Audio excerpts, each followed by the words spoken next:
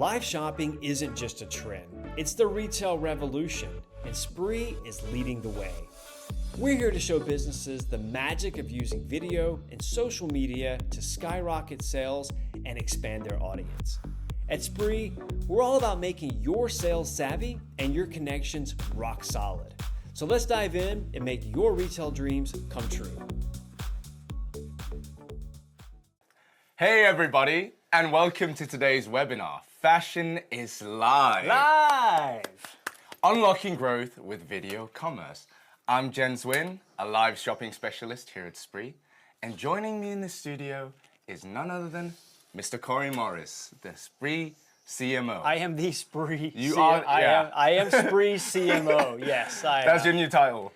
But how are you doing today, Corey? I'm doing great, Jens. I'm really excited to be here. This is something that we've been talking about for a long time now. I think, women's fashion is one of the most exciting, just fashion in general, I think is one of the most exciting categories for us. So I've been waiting for a while to dig into this. And we've got so many reports that we've been putting out there for some time now. We're going to get a chance to dig into them a little bit today, so it's going to be great. Most definitely. I mean, like you said yourself, it's the hottest trend, and we really want to put a spotlight on it today. Yep. So that's the theme of this webinar, live shopping for fashion. That's right, Jens. And we are seeing major traction, like I said before, guys, for fashion companies that are going live on social media. So in particular, and this is talking to you guys, if you sell women's wear, sportswear, shoes, or plus size fashion, this e-commerce strategy is having a massive impact on not just the sales numbers, folks, but also the long-term branding power of fashion companies, okay? And today, we're in luck because Jens and I will show you how those brands and retailers are using live shopping and Spree to captivate audiences, boost engagement, drive sales, all kind of fun stuff like that. So I don't know about you, Jens, but I think we should dig into it. I've got my shovel ready. Let's do it. Let's do it. All right. So where are we going to start? Yeah, I mean, fashion, like you mentioned as well, it's leading the charge in live shopping, and for a very good reason, I would say. It's a great visual medium to showcase clothes and give styling tips with live hosts like ourselves who can guide the viewer on the specifics, like fit, like fabric, all the details of your clothes, and stuff like stretch quality and other helpful information that you'd normally only get in a physical store, to be honest. Right. But now you can do it. Because trying to convey the feel of this is really difficult through images, more of a static format like a website, right? And that's exactly what the live medium kind of flips on its head. Like it allows you to go into more detail and give you a more in-depth experience for the customer. And that's the reason that it's such a super powerful tool. Like we're seeing more and more people buy their clothes online. This is a general trend we're seeing. How many? What type of numbers? We're looking at 43%. Oh wow! 43% of people of all global fashion retail is going through e-commerce transactions. Okay. And that's huge, right? Okay. So if you can transform that into a better experience, right, then you're going to see incredible growth. You're absolutely going to see massive growth. No, I love the idea of being able to convey those things. Also in real time as well. I think that's another important thing. Yeah. Because like most live shopping events are real time, so I can also ask questions to the audience. Exactly. They can ask me questions, and I can share information. So it really does simulate that experience of going into a store because you get that feedback with but at scale. At scale, right? yeah. One person reaching out to thousands of people at the same time, that's really hard to do in a physical store. Absolutely. So there's a lot of uptick there as well. This connects strongly, I think, with how we're seeing the video commerce space develop here at Spree. So in our experience, fashion is by far the most popular live shopping category. And according to a McKinsey report from a few years ago, fashion leads the pack considerably and makes up around, I think it's 36% of all live shopping streams. Now that's far ahead of all other categories. Even more, Jens, seasoned fashion brands and retailers, the reason that they're enamored with live shopping is because it allows them to showcase new products, new collections like you and I were just talking about. Obviously allows them to connect with customers in real time, just talked about that as well. and elevate their e-commerce experience, which I think is really important. And they do that through detailed product demonstrations that you also mentioned earlier. Yeah. I mean, be able to describe this, talk about unique selling points that the average consumer is probably going to just walk by in a store and not even notice this. Or if they go to a website, they're probably not going to have someone telling them about all these fun features and unique selling points, which I think is kind of cool. Definitely, that's one of the strong suits. So I kind of see it as a match made in heaven personally. I mean, Cupid would probably be proud. Cupid would be drawing back the arrow and yeah, exactly. a big smile on his face. But in all seriousness, though, you can actually track the success of fashion live shopping when you dissect the average conversion rate that we're seeing, which is 20 times higher than that of traditional e-commerce. Right. I mean, that same McKinsey... Stop there for a second. Oh, yeah? 20 times higher. That's mind-blowing. So the traditional e-commerce rate, to people going to a website and actually buying stuff is roughly what, 2.5%? 2.5 to 3%. Yeah, and we're seeing 20 times higher than that. I think this is another reason why people are so enamored with it. It puts into context everything we're explaining. Absolutely. So what is it that makes live shopping work, and why is it converting at the rates that it's doing?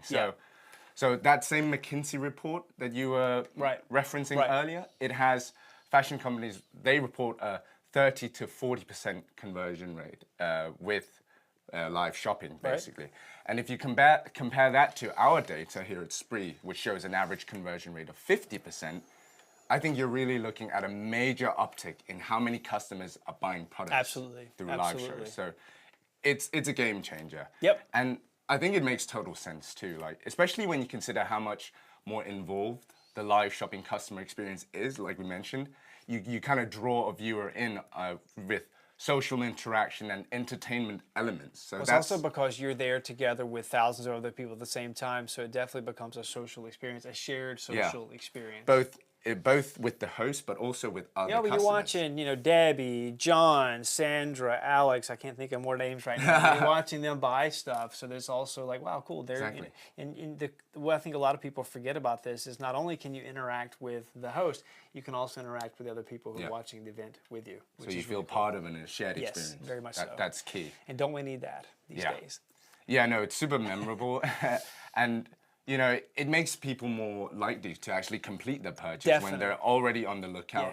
They get all this extra interaction between the hosts, but also, like you said, when they see other people shopping, it makes them more likely to do the same. Definitely. And while we're focused on the fashion industry as a whole, I think it's quite helpful to specifically highlight the fashion categories, so the subcategories within the fashion industry that are seeing, what we see at least, the biggest upswing when it comes to live shopping. So let's dig a little bit deeper and take a look at women's wear, plus size clothing, sportswear, and shoes. Those are the four that we're going to be touching on today. So each one has its unique appeal, if you will, and benefits in the live shopping market. So Jens, there are four to choose from. Where do you want to start? I think for me the obvious one is women's wear. Yeah. Just because it's such a huge category. It's still the biggest and still the leading. Right? Yeah, and we have to say that because it's by far the most popular one that we're seeing. So I think we should start there, and I think the reason we recognize it as the most popular fashion category is that women's spending power is huge. Yeah. Women love to shop. It's a general consumer behavior we're seeing, and that translates to e-commerce and live shopping as well. So our data shows that women's wear performs very strongly in live shopping. And that's probably due to a combination of factors, I would say, such as high social media usage, and they're among the target demographic of these live shows, and also the suitability of the format, like we spoke about. You're able to demonstrate more, and that really helps when you're in a shopping context to get all that extra information as a shopper. So yeah, I think it's a really strong match for live shopping. So what you're trying to say is that women are shopping way too much? I don't want to disclose my personal opinion. My mother would disapprove of that, but no, I think I know many men who shop more than women, so I don't think that's controversial to say. I don't think that's controversial to say at all. No, but if we hop in the helicopter and take a helicopter view of the women's wear industry, we see some key trends and challenges over the last 3 years of working with live shopping. Now, what we've identified, folks, as one of the most pressing characteristics, I would say, is the growing demand for, I call it personalization, right? It's all about me, personalization. What I mean by that is women's fashion is an expression of their identity, right? You wear a red shirt, you want people to look at you, right? Sure. There's a reason. So having the shopping experience provide those personalized options is what's going to, I think, differentiate a woman's wears brand from any other generic clothes manufacturer, right? Yeah, right. absolutely. And then there's also this growing movement, which I think is kind of interesting, for sustainable and ethical production, right? You have the fast fashion that brings a lot of negative impact on the industry. We've all seen the documentary.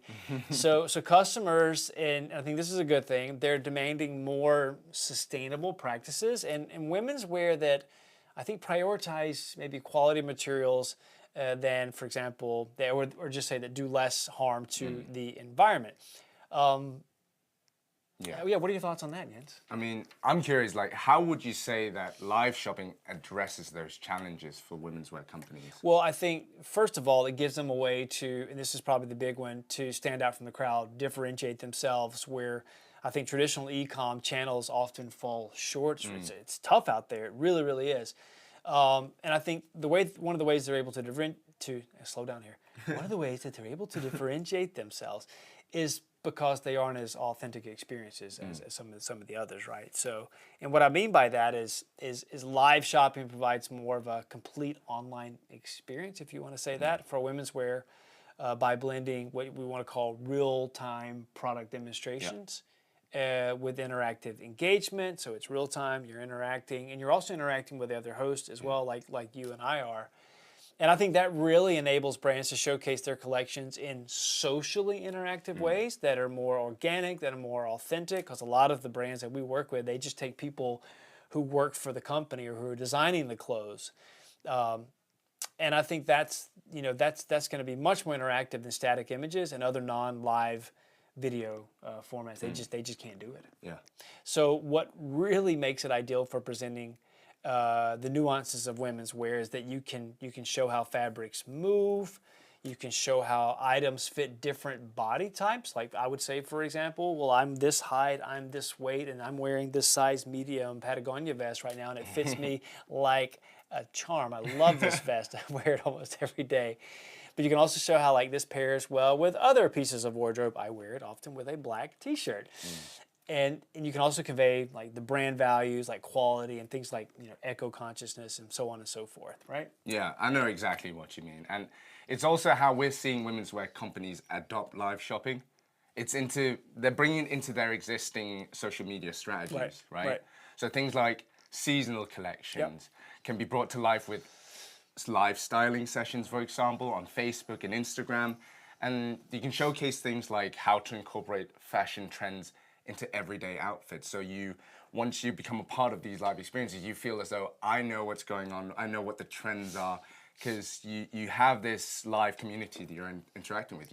So it makes fashion and what you wear a community experience in a sense. Like the same way that fashion is always about being on top of things. So it kind of connects people in that way. So you feel you're prepared. And we're also seeing exclusive product drops, our limited edition launches build up a lot of excitement and urgency to watch these live shows. Right. And what does that do? I mean, it helps turn viewers into immediate buyers. Right. Because you have, with live shopping, it allows you to have real-time Q&A sessions. Which is great. So you can always have that instant feedback. Right. And you can help customers make really confident decisions about sizing, styling, and product care. Yep. So they're just more prepared to make that purchase. They feel as though they've gotten enough information to feel very confident about it. And what that often results in is a significant reduction in return rates as well. We have some of our customers report up to 50% reduction, and on average, Spree customers experience a less than 10% return in returns. Yeah, And that's massive, right? That's massive. Yeah. Absolutely. So I like to put those USPs into the overall context of what I like to call the global live shopping market, right? And for those of you who are thinking, how big is that? Well, it's projected to reach 700 billion by 2028. So as one of the most popular live shopping categories, women's wear brands and retailers have a massive opportunity to leverage this format. We see substantial growth in their e-com strategy by implementing some form of live commerce. Nice. So, which women's wear companies would you say are pushing the envelope when it comes to live shopping? Yeah, so one great example is the fashion giant Only. Maybe people have heard of Only. So they've mastered the art of showcasing their collections through live streams and building strong connections with their audience to ultimately drive really impressive sales numbers. Nice. So, what do they do that's working really well for them, would you say? Yeah, so they do a lot of things that we touched on earlier, actually. So they use real employees in their stores to host live styling sessions, and they even do product demonstrations as well, which is a given. They also interact with their audiences in real time, so there's a huge sense of engagement there, and that helps them build that level of authenticity. They also make mistakes, and I think that's one of the great things It makes it more human, makes right? it real. You can relate to that. We are not infallible as humans. No, we are. Except for not. us, right? I've already made at least 36 mistakes during this webinar guilty today. as So charged. yes, and I will probably make about 100 more. So it is what it is. No, another thing is also the frequency of their live shows, and this is a good lesson. Yeah. So they advertise their upcoming events the live events on Facebook, which you should. And then they host around 50 live shows a year. So for those of you who are good at math, then you can kind of figure out that's almost once a week. And that's why they have around 7,000 to 15,000 views per live show, because it's like any type of sitcom, you know it's going to come on. Well, I don't know. Do you remember when that used to happen? Like Thursday nights at 9 o'clock, Friends. I'm old enough to have watched Friends. Now you can just, on reruns. Now you so can just maybe... stream it. I love it when they only like release one show a week just to see the younger generation freak out. They're like, but I can't binge. It blows our minds. No, but anyway, that's why they're getting that many per show. And they get tens of thousands of engagements, so people liking and commenting and so on. So it's a really good sense of community. And I think it's really powerful social media stimulant that directly drives sales. Okay, that's cool to see. Yeah. And I think it also really puts into perspective when it comes to the impact of live shopping. Yeah. Now, let's shift our focus to another popular category, sportswear. Sportswear, love sportswear. So it's also a huge category in live shopping, and I think it makes a lot of sense when you think about how fit and things like functionality play a role in what kind of sportswear we buy, right? So for a lot of the same reasons that it's thriving in live shopping, because you're able to give these detailed product demonstrations we've talked about before, where you not only have the host wear the clothing, but also showcase unique qualities like, this is really important with sportswear as well, like durability. If I'm going to be wearing these shorts, 5 times a week to go running, or wearing these shoes to run, I'm an ultra marathoner, so I got to really make sure that the shoes are going to hold up. That's also really important for me. Things like water resistance, how they stretch, but you can show all these things live on air, and then people can ask questions, and you can give really informed responses. And I also think that also helps build credibility with the audience. Right. I can definitely see how that complements the live format. Yep. And it aligns with also how we're seeing the sportswear industry develop. Yep. You know, sportswear is not just being worn for athletic purposes anymore. I would say you've probably heard about this term athleisure, right? Athleisure, very much Because so. that's huge in fashion, especially in my generation, where with younger guys, they like to wear sportswear, even in just social occasions. Yep.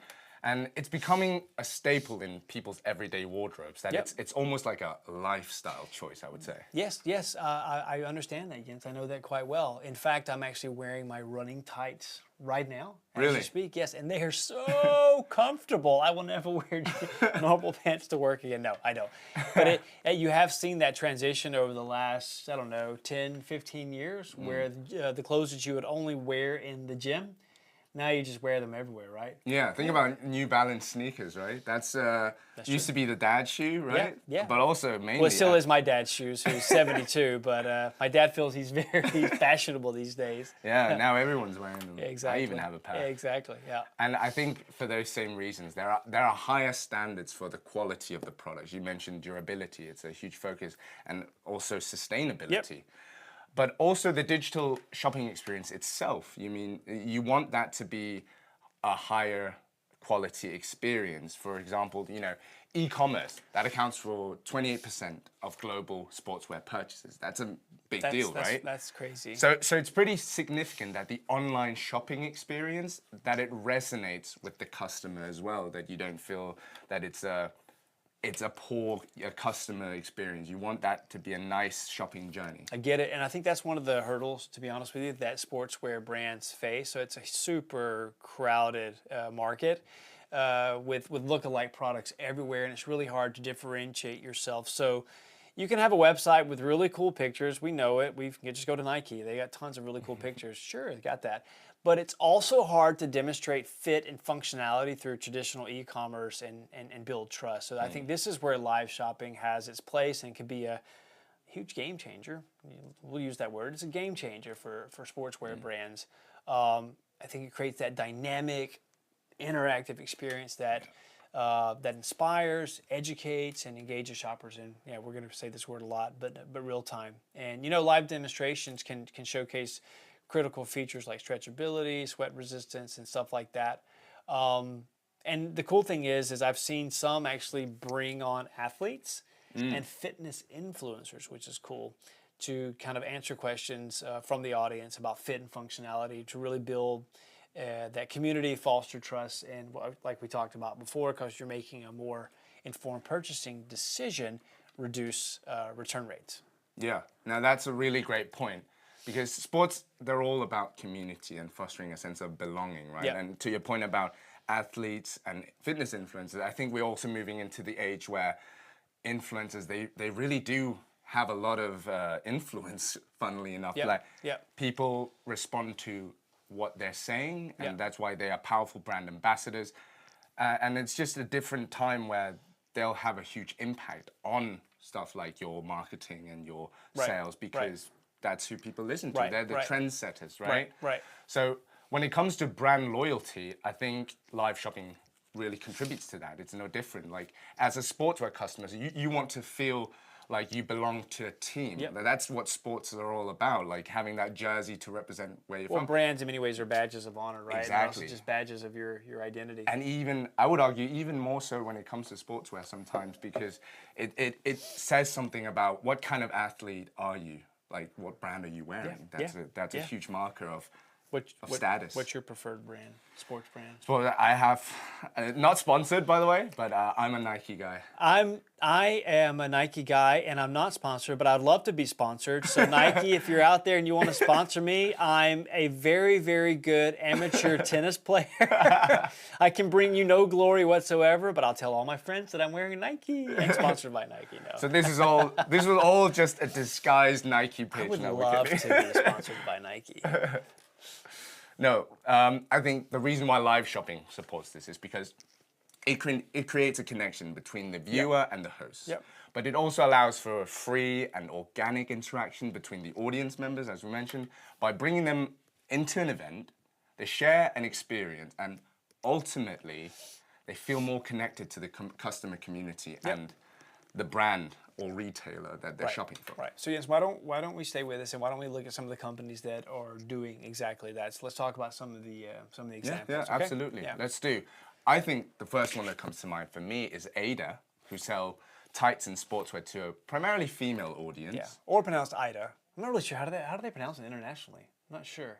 I'm not sure either, but I say Ada, it's you say Ida. It's spelled Eyda, folks. We'll say it's an accent thing. We'll let you guys decide how it's pronounced, though.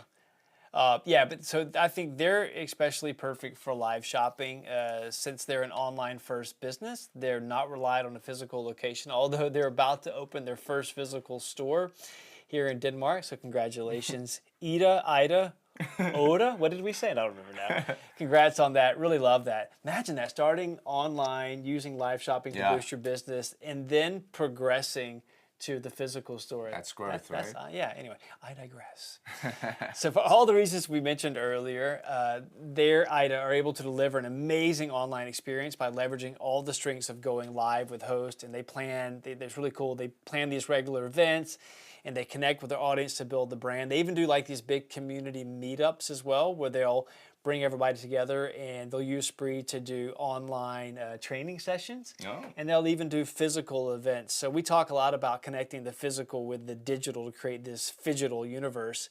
And it's not only about going physical to digital. In this case, it's going digital to phygital, which I think is quite interesting. Yeah, and it's brought them some pretty strong results, hasn't it? It has, yeah. And I was just about to say that. But their very first live with us back in March 22, which is almost, 3 years now, they had a whopping 200% increase in sales just from their first show. Wow. So obviously they're going to keep doing it. And since then, they've been able to generate 2 days worth of turnover in just 1 hour of going live. So Damn. they are a recurring user and a very vocal, positive ambassador for Spree as well. Yeah, it's not bad at all. Not bad at all.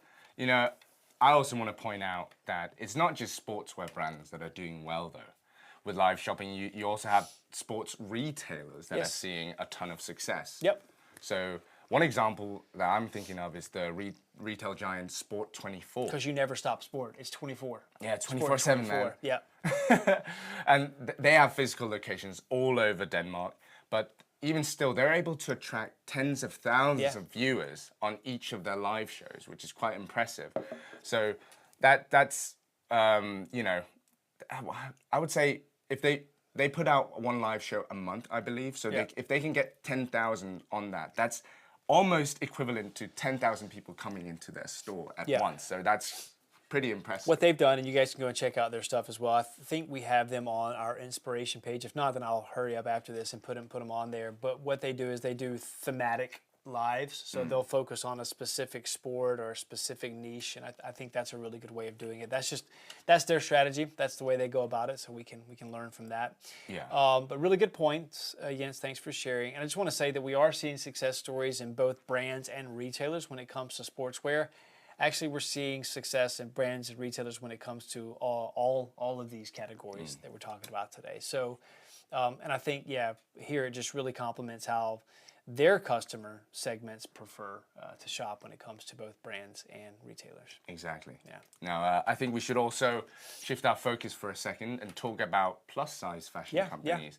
Because they're also doing really well with live shopping. Yeah, they are. And you might be tempted to think that plus-size shoppers are different to sportswear enthusiasts. But to be completely honest, they're in many ways driven by what I was considered the similar needs and habits when it comes to shopping online. Yeah. Can you give some examples of what you mean? Sure. I mean, so they may appeal to different audiences.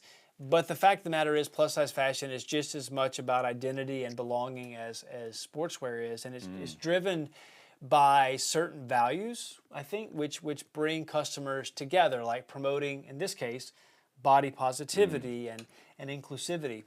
So in a similar manner, you have a customer segment that not only cares, I would say, about the products they're buying, but also who they're buying them from. Okay, I think that makes a lot of sense. And like other fashion retailers, plus-size brands, they're also threatened by cheaper alternatives on the market, right? Like you've basically got to differentiate yourself on more than just the price tag in order to entice people to buy from you.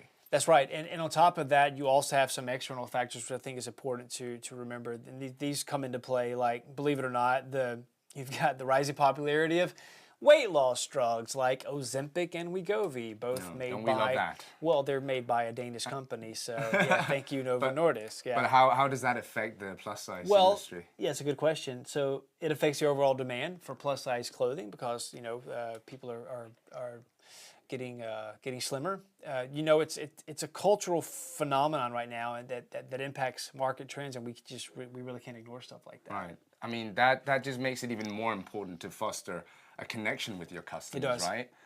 If the culture is swinging in another direction, which is that's out of anyone's control. It is, yeah. Then having a robust community that supports your brand is especially important, I think. Yeah, because they know the community so well, they're also able to make adjustments within their product range to actually fit those changes within the way we look and the sizes that we need. So I think that's really important to be closely connected with your community. Yeah.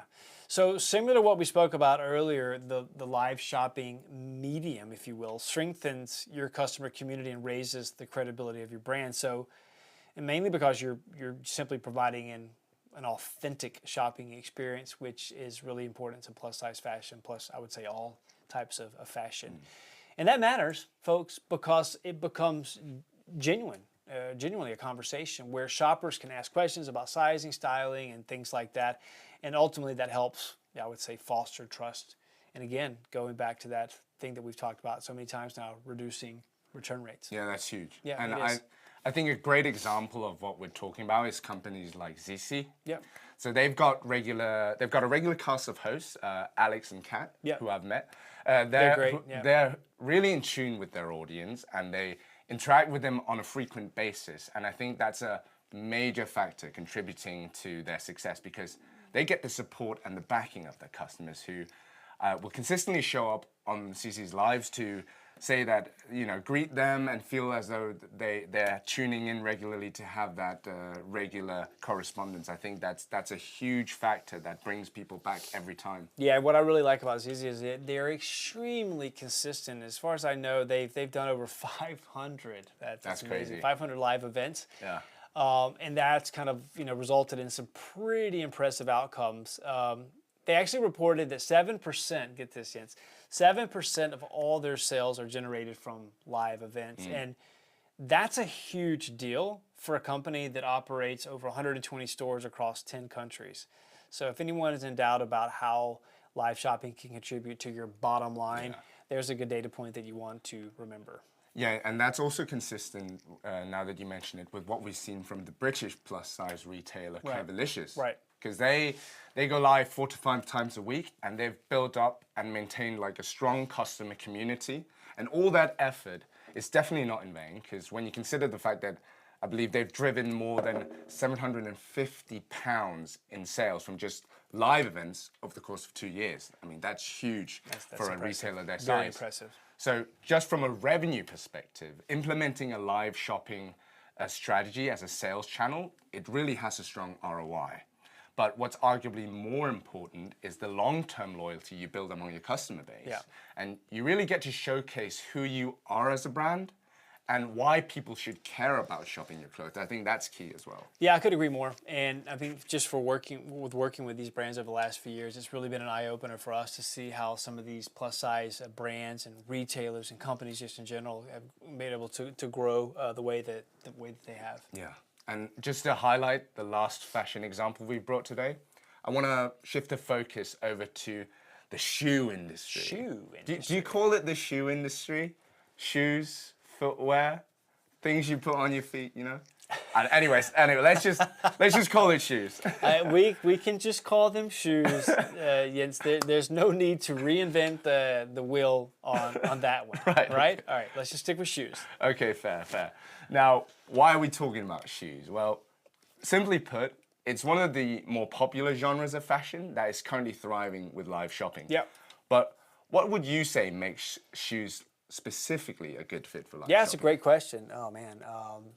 I think it's helpful to identify, I would say, what defines the footwear industry in terms of customer demands and expectations. So what we found is that people interested in shoes prioritize style, they prioritize comfort, performance, and also being made of sustainable materials. So to elaborate a little bit more on that, let's unpack that a little bit. So these priorities obviously change depending on what the shoes are intended for, and customers are, I would say, increasingly seeking products that are tailored to specific activities. Like for me, I'm looking for running shoes, some may be looking for hiking, and others just want their casual wear. But they combine cutting edge functionality and appealing designs. All these things are really important. At the same time, however, I think sustainability has become a major focus, like with everything else we've talked about so far. So we have, everyone's becoming more eco-conscious and favoring shoes made from recycled materials and fair labor practices. Yeah, yeah. And then you've also got certain subcultures around shoes. Yep. And like, I don't know if you've ever heard the term sneakerhead. Have you, Corey? I'm not sure. I think your familiarity with it will determine your age a bit because I mean. Well, my son is, I guess I'd call him a sneakerhead. I've heard him utter that word before, but why don't you elaborate for us, Jens? Oh yeah, no. Enlighten me. Okay, well, basically, it's what you'd call sneaker enthusiasts. Okay. And they're very concerned with things like exclusivity and limited edition drops because for them it's a bit of a status symbol to own a pair of rare sneakers, right? Sure. So. Like some rare Jordans or something like Exactly, that. Exactly. where there's only a very small stock. Right. So it's really cool to have those limited edition shoes because it makes you stand out. Gotcha. Now, why is that important for live shopping? Because what we're seeing companies do is they use the medium of live shopping to create buzz around a live event that offers a curated shoe collection with limited offers. So it's another way of... Could be a product drop or something like that Exactly. as well. So they incorporate that into their marketing strategy. So you can almost think of it as like a digital pop-up shop, right? Where people have a unique opportunity to tune in and get an impression of the shoes or even buy them outright. I got that. Yeah, that's cool. So I may not be familiar with all the Gen Z lingo there. But what you explained about how it fits with live shopping is super clear. And it's also what appeals, I think, to the factors that I mentioned earlier, like being able to demonstrate durability for running, long-term running, or hiking, or the cushioning for the arch support. Those are things that I really look at when I'm trying to buy shoes. Also, I struggle to buy shoes by going to a web shop, I'll be honest with you. I'm the type of guy, I typically have to go into the store and try them on. I think shoes is probably one of the most difficult things to buy online. I would agree.